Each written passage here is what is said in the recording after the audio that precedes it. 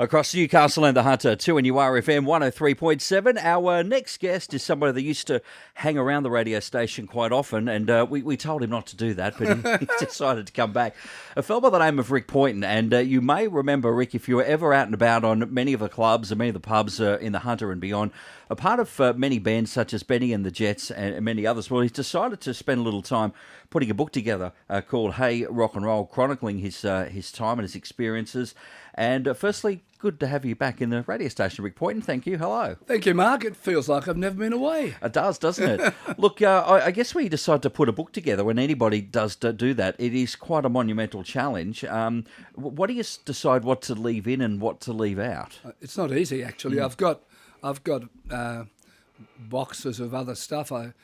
People keep saying, is there a volume 2? And I think about it, and Helen says, no. There's definitely no volume 2. Yeah, check in with the manager. That's the wife. She says no, so we've got one. Let's leave it at that. What I tried to do was, rather than just I played here and I played there, I tried to put in, like you and I were just talking about, some funny stories.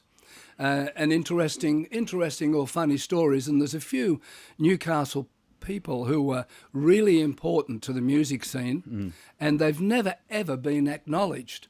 And that was a driving force for me to do the book, to mention some of these people like Reg Mason, Ted Vanderlanden, Freddie Pears from the Palais, people like that who've never had a mention, really, a lot of them. It's interesting you mentioned you threw in the Palais there, and a lot of those other the venues. We've been talking about that a little bit this morning. And I guess, what was it like in those days? I mean, we're talking about, in Hunter Street and other areas, playing in those clubs, playing in those pubs.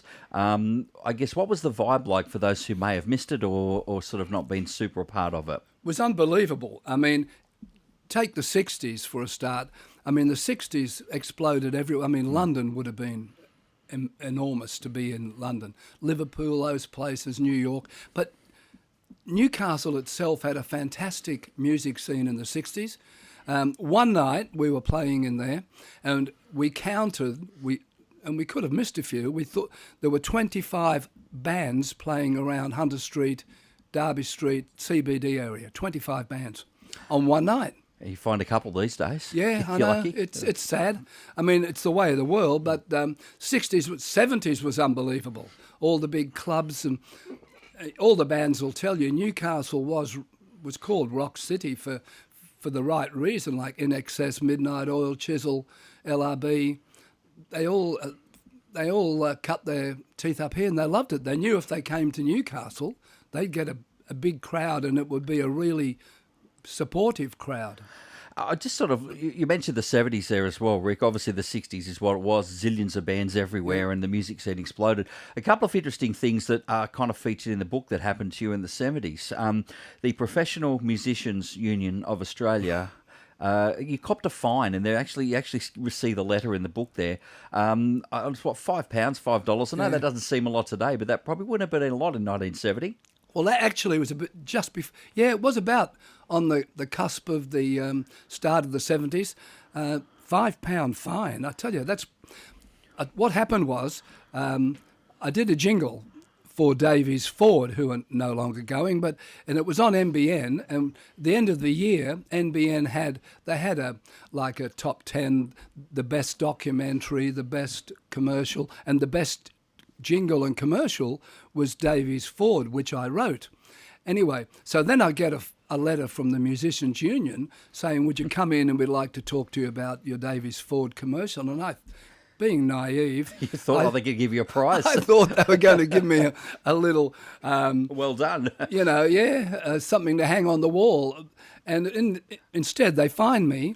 Now, why was the fine? Why were you getting a fine for doing extra work? Is that what the problem was? Because Clause 54, Rule 57, subtitle 6A or something, I should have asked them permission to do any recording. Oh, bugger that. Pay the fine. That's what it was like. So, but they fined me the £5, which was, they said, just a nominal fine, but it's probably all I made for doing the ad. Doing the ad anyway. Now, tell me, why did you knock back a chance to be in Mel Gibson's first movie? Yeah, that's funny. It's true, but it's not. I had my record shop at Swansea, and they were filming his first movie, Summer City, and they were filming it around Caves Beach, Catherine Hill Bay area, and one of the PAs from the movie came in and said to me, "We've heard you've got a 50s, 60s rock and roll band, Benny and the Jets." And I said, "Yeah." They said, "We need a band like that for this Mel Gibson movie we're doing. And would you like to come and do it?" And I thought, "Oh, yeah, I'd love that." So they gave us a date, and I went home and checked, and we were playing at the Star Hotel, and I couldn't do it. So they said, "Oh, okay, well, what about this date?" And we were playing at the Star Hotel, and we couldn't do it. And the third date, I think we were playing at Belmont Skiffy or something. So they gave us 3 dates, and we couldn't do it. So, because it's easy to say now, "Oh, Mel Gibson, big international name," but this is the first movie from some unknown kid, right? So, it was. You know, who's to know these things? It's only a bit of fun. I used to say to my kids, "Do you believe I was offered a part in?" Well, technically it's correct, but just a bit of fun. Look, a lot of other stories, and there are a ton of pages in Rick's book, Hey Rock and Roll. You'll hear more about that and a lot more. Of course, if you get the book from 2NURFM, if you come into the station and pay for it, Rick, a portion of proceeds going to support the radio station, so we thank you very much for that. Happy to do that. And I believe there is a spot for you to get your old job back in the sales area. So what? If you want to sell Think some... so? There is. There's a spot right now. Oh, okay. I'll be just like, I could get back it a on go. the bike and give it a go, Mark. Mate, cost us nothing to us. From Benny and the Jets, and of course his book, Hey Rock and Roll. Rick Poynton, good to see you again, and Thank thanks you, for Mark. coming in. Thank you. 2NURFM, a broadcast service of the University of Newcastle.